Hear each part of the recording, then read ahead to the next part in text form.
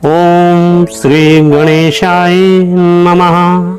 वक्रतुंड महाकाय सूर्यकोटि समप्रभ निर्विघ्नं कुरु मे देवा सर्वकार्येषु सर्वदा। सभी सिद्ध गुरुओं को मेरा प्रणाम और धन्यवाद। आप सभी के अंदर विराजमान भगवान शिव शिवा की दिव्य शक्ति को मेरा प्रणाम। तो स्वागत है फिर से एक बार आप सबका अपना चैनल अनकंडीशनल लव में। हिंदू धर्म के देवताओं में भगवान शंकर के अवतारों में भैरव का अपना ही एक विशिष्ट महत्व है। भैरव कलियुग के जागृत देवता है। शिव पुराण में भैरव को महादेव शंकर का पूर्ण रूप बताया गया है। तो शिव महिमा के छठे भाग में आज हम बात करेंगे भगवान भैरव से जुड़ी कुछ खास बातें, उनके महिमा महत्व के बारे में। तो अभी तक अगर आपने मेरे चैनल को सब्सक्राइब नहीं किया तो जल्दी से जल्दी चैनल को सब्सक्राइब कर लीजिए और बेल आइकन को भी प्रेस कर दे ताकि आगे आने वाली वीडियो की नोटिफिकेशन आपको सबसे पहले मिलती रहे। तो चलिए वीडियो को शुरू करते हैं। हिंदू देवताओं में भैरव का बहुत ही महत्व है। इन्हें काशी का कोतवाल कहा जाता है। भैरव का अर्थ होता है भय का हरण कर जगत का भरण करने वाला। ऐसा भी कहा जाता है कि भैरव शब्द के 3 अक्षरों में ब्रह्मा, विष्णु और महेश तीनों की शक्ति समाहित है। भैरव शिव के गण और पार्वती के अनुचर माने जाते हैं। भैरव कलियुग के जागृत देवता है। शिव पुराण में भैरव को महादेव शंकर का पूर्ण रूप बताया गया है। भगवान शंकर के अवतारों में भैरव का अपना ही एक विशिष्ट महत्व है। आज हम आपको भोलेनाथ के भीषण अवतार भैरव से अवगत करवाएंगे, जिन्हें उनके भक्त अपना रक्षक मानते हैं।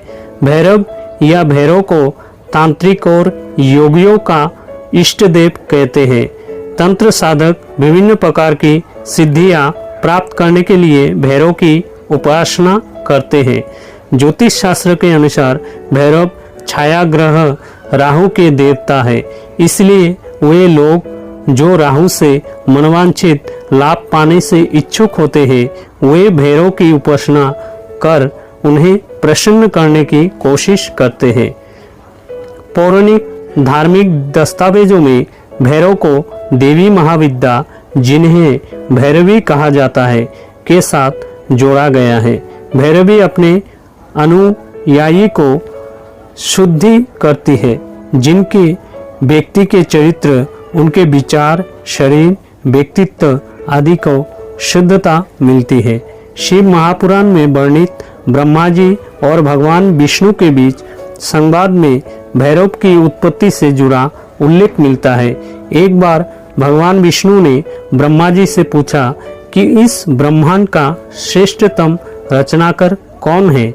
इस सवाल के जवाब में ब्रह्मा जी ने स्वयं को सबसे श्रेष्ठ बताया। ब्रह्मा जी का उत्तर सुनने के बाद भगवान विष्णु उनके शब्दों में समाहित अहंकार और अति आत्मविश्वास से क्रोधित हो गए और दोनों मिलकर चारों वेदों के पास अपने सवाल का जवाब हासिल करने के लिए गए। सबसे पहले वे ऋग्वेद के पास पहुंचे। ऋग्वेद ने जब उनका जवाब सुना तो शिव ही सबसे श्रेष्ठ है, वो सर्वशक्तिमान है और सभी जीव जंतु उन्हीं में समाहित है। जब ये सवाल यजुर्वेद से पूछा गया तो उन्होंने उत्तर दिया, यज्ञ के द्वारा हम जिसे पूछते हैं वही सबसे श्रेष्ठ है और वो शिव के अलावा और कोई नहीं हो सकता। सामवेद ने उत्तर दिया, विभिन्न साधक और योगी जिसकी आराधना करते हैं वही सबसे श्रेष्ठ है और जो इस विश्व को नियंत्रित करता है वो त्रयंबकम यानी शिव है। अथर्ववेद ने कहा, भक्ति मार्ग पर चलकर जिसे पाया जा सकता है, जो इंसानी जीवन को पाप मुक्त करता है, मनुष्य की सारी चिंताएं हरता है, वह शंकर ही सबसे श्रेष्ठ है। चारों वेदों के उत्तर सुनने के बाद भगवान विष्णु और ब्रह्मा जी का अहंकार शांत नहीं हुआ और वे उनके जवाबों पर जोर जोर से हंसने लगे। इतने में ही वह दिव्य प्रकाश के रूप में महादेव आ पहुंचे। शिव को देखकर ब्रह्मा का 5वां सिर क्रोध की अग्नि में जलने लगा। उसी वक्त भगवान शिव ने अपने अवतार की रचना की और उसे काल नाम देकर कहा कि ये काल यानी मृत्यु का राजा है। वह काल या मृत्यु का राजा कोई और नहीं, शिव का अवतार भैरव था। ब्रह्मा के क्रोध से जलते सिर को भैरव ने उसके धड़ से अलग कर दिया। इस पर भगवान शिव ने भैरव से सभी तीर्थ स्थानों पर जाने के लिए कहा ताकि उन्हें ब्रह्म हत्या के पाप से मुक्ति मिल सके। ब्रह्मा का कटा सिर अपने हाथ में लेकर भैरव विभिन्न तीर्थ स्थानों में गए, पवित्र नदियों में स्नान किया ताकि उन्हें ब्रह्म हत्या के दोष से मुक्ति मिल सके। परंतु उन्होंने देखा कि ब्रह्म हत्या का पाप हर जगह उनका पीछा कर रहा है। लेकिन जैसे ही भैरव काशी पहुंचे वैसे ही उनका पाप मिट गया। भैरव के हाथ से ब्रह्मा का सिर गिर गया। काशी में जिस स्थान पर ब्रह्मा का कटा सिर गिरा था उसे कपाल मोचन तीर्थ कहा जाता है। उस दिन से लेकर अब तक काल भैरव स्थायी रूप से काशी में ही निवास करते हैं। ऐसा माना जाता है जो भी व्यक्ति काशी यात्रा के लिए जाता है या वहाँ रहता है उसे कपाल मोचन तीर्थ अवश्य जाना चाहिए। भैरव की उत्पत्ति से जुड़ी एक अन्य कथा मौजूद है जिसका संबंध शिव और शक्ति से है। राजा दक्ष की पुत्री शक्ति मन ही मन शिव को अपना पति स्वीकार कर चुकी थी, लेकिन उनके पिता किसी भी रूप में शिव के साथ अपनी पुत्री का विवाह करने के लिए राजी नहीं थे। परंतु शक्ति ने अपने पिता की इच्छा के विरुद्ध जाकर शिव से विवाह किया, जिससे राजा दक्ष अत्यंत क्रोधित हो उठे। शिव का अपमान करने के उद्देश्य से राजा दक्ष ने एक यज्ञ का आयोजन किया और उसमें शिव और शक्ति को आमंत्रित नहीं किया। बिना निमंत्रण के शक्ति यज्ञ में पहुंची, जहां राजा दक्ष ने शिव का अपमान किया। इस अपमान से शक्ति बहुत क्रोधित हुई और उन्होंने यज्ञ की अग्नि में कूदकर अपनी जान दे दी। शक्ति के मृत शरीर को देखकर भगवान शिव क्रोध की अग्नि में जल उठे और इसी आवेग में उन्होंने दक्ष का सिर काट डाला। भगवान शिव शक्ति के शव को अपने कंधे पर डालकर पूरे ब्रह्मांड का चक्कर लगाने लगे। निराशा और क्रोध के बीच वो अनियंत्रित हो उठे थे। ऐसे में भगवान विष्णु ने अपने सुदर्शन चक्र से शक्ति के शव को टुकड़ों में विभाजित कर दिया।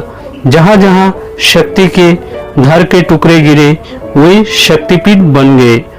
कहा जाता है आज भी भगवान शिव भैरव के अवतार में उन पीठों की रक्षा करते हैं। अपने शत्रु पर विजय पाने, भौतिक सुख सुविधाएं हासिल करने और हर क्षेत्र में सफलता पाने की कामना करने वाले लोग भैरव की उपासना करते हैं। ऐसा माना जाता है भैरव को प्रसन्न करना बहुत आसान है। वो अपने भक्तों की आराधना से बहुत जल्दी संतुष्ट हो जाते हैं। शिव के साथ करे भैरव की भक्ति। जो प्राणी काशी में स्थित कपाल मोचन तीर्थ का स्मरण करता है उसके इस जन्म एवं दूसरे सभी जन्मों के पाप नष्ट हो जाते हैं। यहाँ आकर सविधि स्नान पूर्वक पितृ एवं देवताओं का तर्पण करके मानव ब्रह्म हत्या के पाप से मुक्त हो जाता है। कपाल मोचन तीर्थ के समीप ही भक्तों के सुखदायक भगवान भैरव स्थित है। सज्जनों के प्रिय भैरव का प्रादुर्भाव मार्गशीर्ष की कृष्ण पक्ष की अष्टमी को हुआ था। उसी दिन को उपवास पूर्वक जो प्राणी काल भैरव के समीप जागरण करता है वह संपूर्ण महापापों से मुक्ति प्राप्त कर लेता है। यदि कोई व्यक्ति भगवान विश्वेश्वर का भक्त होते हुए भी काल भैरव का भक्त नहीं है तो उसे बड़े बड़े दुख भोगने पड़ते हैं। यह बात काशी में विशेष रूप से चरितार्थ होती है। काशीवासियों के लिए भैरव की भक्ति अनिवार्य बताई गई है। भगवान शंकर के विभिन्न अवतारों में भैरव अवतार को 5वां बताया गया है। इनकी शक्ति का नाम है भैरवी। तंत्राचार्यों का मानना है कि वेदों में जिस परम पुरुष का चित्रण रुद्र में हुआ वह तंत्र शास्त्र के ग्रंथों में उस स्वरूप का वर्णन भैरव के नाम से किया गया, जिसके भय से सूर्य एवं अग्नि तपते हैं। इंद्र, वायु और मृत्यु देवता अपने अपने कामों में तत्पर है। वे परम शक्तिमान भैरव ही है। तांत्रिक पद्धति में भैरव शब्द की निरुक्ति उनका विराट रूप प्रतिबिंबित करती है। वामकेश्वर तंत्र की योगिनी हृदय दीपिका टीका में अमृतानंद नाथ कहते हैं, विश्वस्य भरणाद रमनाद बमनात् सृष्टि संहारकारी परो शिवो भैरव। भ से विश्व का भरण, र से रमश, ब से बमन, अर्थात सृष्टि को उत्पत्ति, पालन और संहार करने वाले शिव ही भैरव है। तंत्रालोक की विवेक टीका में भगवान शंकर के भैरव रूप को ही सृष्टि का संचालक बताया गया है। काल भैरव की पूजा का महात्मा। गहरा काला रंग, विशाल प्रलम, स्थूल शरीर, अंगरकाय त्रिनेत्र, काले डरावने चौगे नुगा वस्त्र, रुद्राक्ष की कंठमाला, हाथों में लोहे का भयानक दंड और काले कुत्ते की सवारी। यह है महाभैरव अर्थात मृत्यु भय के भारतीय देवता का बाहरी स्वरूप।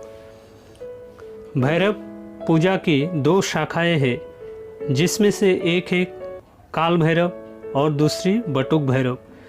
तो दोस्तों, शिव महिमा के 6ठे भाग में हम लोगों ने जाना भगवान काल भैरव के स्वरूप और उनके महात्मा के बारे में। आगे आने वाले वीडियो में हम लोग जानेंगे उनके दूसरे शाखा बटुक भैरव की महिमा और महात्मा के बारे में। तो इसी तरह की दार्शनिक, आध्यात्मिक और ज्ञानवर्धक वीडियो पाने के लिए मेरे चैनल से जुड़े रहें और चैनल को ज़रूर सब्सक्राइब कीजिए। Thanks for watching. Take care.